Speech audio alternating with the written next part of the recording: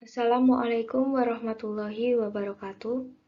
Perkenalkan, nama saya Fidela Bahirotun Niam dengan NIM 2131111186 dari kelas 3E, Prodi Pendidikan Agama Islam, Fakultas Ilmu Tarbiyah UIN Raden Mas Said Surakarta. Di sini saya akan menjelaskan tentang toharoh dan sholat bagi musafir. Yang pertama yaitu toharoh. Toharoh menurut bahasa artinya bersih. Sedangkan menurut istilah syara, toharoh adalah bersih dari hadas dan najis. Selain itu, toharoh dapat juga diartikan mengerjakan pekerjaan yang membolehkan sholat, berupa wudhu, mandi, tayamum, dan menghilangkan najis. Selanjutnya yaitu syarat wajib wudhu. Yang pertama yaitu berakal, balik, beragama Islam, mampu menggunakan air yang suci dan mencukupi, dan suci dari haid dan nifas. Selanjutnya yaitu rukun wudhu. Yang pertama yaitu niat wudhu, yang kedua membasuh wajah, yang ketiga membasuh kedua tangan sampai siku, yang keempat mengusap kepala, yang kelima membasuh kedua kaki beserta kedua mata kaki, yang keenam tertib. Selanjutnya syarat tayamum. Yang pertama diperbolehkan melakukan tayamum jika benar-benar tidak ada air. Yang kedua, tayamum boleh dilakukan bagi orang yang sedang sakit. Yang ketiga, saat kalian berada di daerah yang memiliki suhu air sangat dingin, bahkan sampai membeku, tentunya berwudu akan sangat sulit untuk dilakukan. Dengan demikian, seorang diperbolehkan untuk tayamum. Yang keempat, air yang tidak terjangkau. Yang kelima, jika kalian memiliki persediaan air yang sedikit, maka wudhu boleh digantikan dengan tayamum. Yang keenam, sudah masuknya waktu sholat. Yang ketujuh, ketika sedang dalam perjalanan yang sulit untuk menemukan air. Yang kedelapan, tayamum diperbolehkan, namun juga harus memperhatikan kebersihan debu dan tanah yang digunakan. Selanjutnya yaitu rukun tayamum. Yang pertama membaca niat, yang kedua mengusap wajah, yang ketiga mengusap kedua tangan sampai siku, yang keempat tertib. Selanjutnya hal-hal yang membatalkan tayamum dan wudhu. Yang pertama ditemukannya air, yang kedua kentut, buang air kecil, buang air besar, menyentuh kemaluan, hilang akal, serta menyentuh kulit lawan jenis. Kemudian dasar hukum wudhu dan tayamum terdapat pada Quran Surat Al-Ma'idah ayat 6. A'udzu billahi minasyaitonir rajim. Bismillahirrahmanirrahim. Ya ayyuhalladzina amanu idza kuntum ilas sholati faghsilu wujuhakum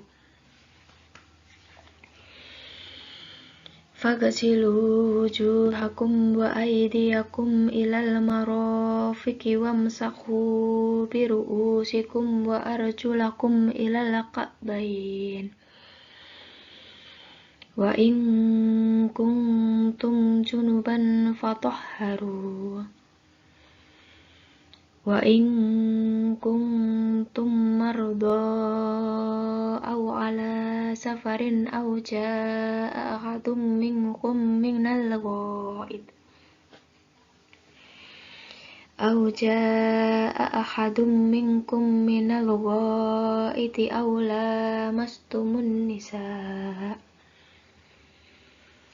aw lamastumun nisaa falam tajidu ma'an fatayammamu sa'idan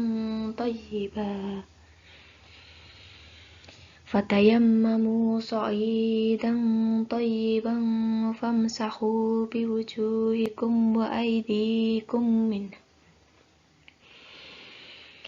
Ma yuridullahu liyaj'ala 'alaikum min harajin walakin yuridu liyutahhirakum Walaki yuridu liyutahhirakum waliyutimma ni'matahu alaikum la'allakum tashkurun. Yang artinya, wahai orang-orang yang beriman, apabila kamu hendak melaksanakan sholat, maka basuhlah wajahmu dan tanganmu sampai ke siku, dan sapulah kepalamu dan basuh kedua kakimu sampai ke kedua mata kaki. Jika kamu junub, maka mandilah. Dan jika kamu sakit, maka atau dalam perjalanan, atau kembali dari tempat buang air, atau menyentuh perempuan, maka jika kamu tidak memperoleh air, maka bertayamumlah dengan debu yang suci atau baik. Usaplah wajahmu dan tanganmu dengan debu itu. Allah tidak ingin menyulitkan kamu, tetapi Dia hendak membersihkan kamu dan menyempurnakan nikmat-Nya bagimu agar kamu bersyukur.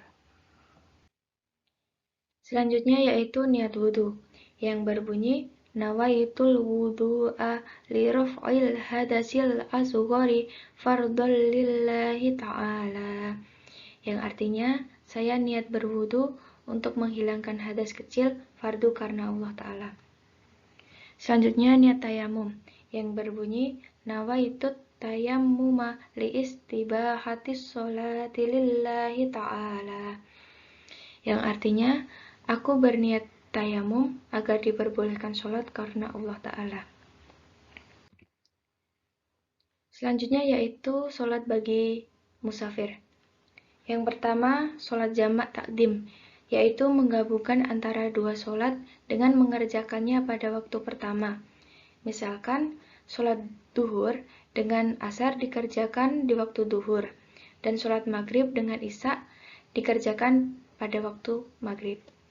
Yang kedua yaitu jamak takhir, yaitu menggabungkan antara dua sholat dengan mengerjakannya pada waktu kedua. Misalnya, sholat duhur dengan asar dikerjakan pada waktu asar. Selanjutnya yaitu sholat qashar, adalah meringkas atau memperkecil bilangan rakaat dalam sholat fardu. Sholat yang dapat diqashar adalah sholat yang jumlahnya 4 rakaat, seperti sholat duhur, asar, dan isya. Kemudian dalil tentang sholat bagi musafir terdapat pada Quran surat An-Nisa ayat 101. A'udzu billahi minasyaitonir rajim. Bismillahirrahmanirrahim. Wa idza darabtum fil ardi falaysa 'alaikum junahun an taqsuru minas shalah. Yang artinya, ketika kalian berpergian di bumi, maka bagi kalian tidak ada dosa untuk meringkas sholat. Kemudian, syarat sah sholat qashar. Yang pertama, perjalanan berjarak jauh, sekurang-kurangnya 81 km atau perjalanan yang ditempuh sehari semalam. Yang kedua, perjalanan yang dilakukan itu bukan perjalanan maksiat. Yang ketiga, sholat yang diperbolehkan di qashar adalah sholat yang berjumlah 4 rakaat dan bukan qadha sholat. Yang keempat, berniat mengqashar sholat pada saat takbiratul ihram. Yang kelima, apabila seorang musafir tinggal di suatu daerah untuk menunaikan kepentingannya dan ia tidak berniat mukim atau menetap, maka diperbolehkan baginya untuk melakukan qashar hingga meninggalkan daerah tersebut. Selanjutnya yaitu syarat melaksanakan sholat jamak adalah sebagai berikut.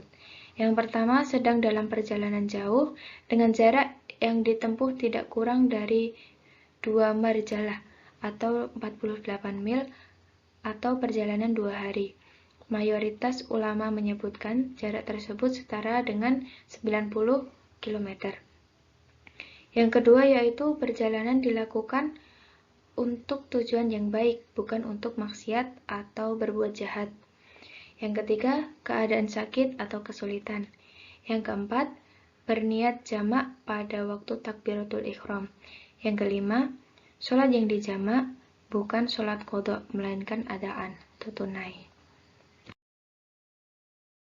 Kemudian, niat sholat jamak takdim bagi duhur dan asar, yaitu usolli fardal duhri arba'a raka'atim majmu'an bil ashri jam'a taqdimi lillahi ta'ala.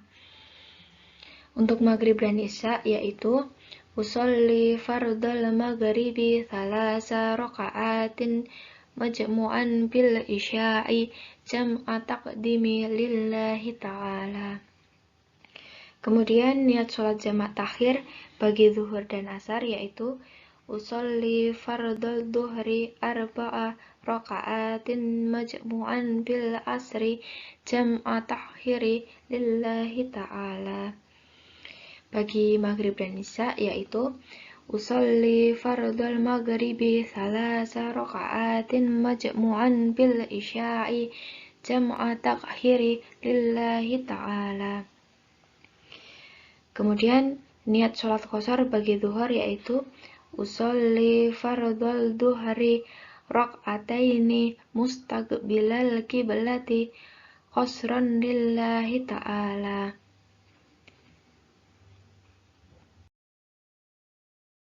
Selanjutnya yaitu cara melaksanakan sholat jamak takdim bagi zuhur dan asar adalah sebagai berikut. Yang pertama, memenuhi persyaratan untuk melaksanakan sholat jamak. Yang kedua, sholat diawali dengan iqomah. Yang ketiga, melaksanakan sholat duhur 4 rakaat diawali dengan niat untuk sholat jamak takdim pada waktu takbiratul ihram. Yang keempat, niat sholat jamak takdim ketika takbiratul ihram. Yang kelima, melaksanakan sholat duhur 4 rakaat sampai salam. Yang keenam, setelah salam langsung berdiri untuk melaksanakan sholat asar 4 rakaat yang didahului dengan iqomah dengan niat sholat jamak takdim. Yang ketujuh, berniat sholat asar ketika takbiratul ihram. Yang kedelapan, melaksanakan sholat asar 4 rakaat seperti biasa sampai salam. Begitu juga dengan sholat maghrib dan isya.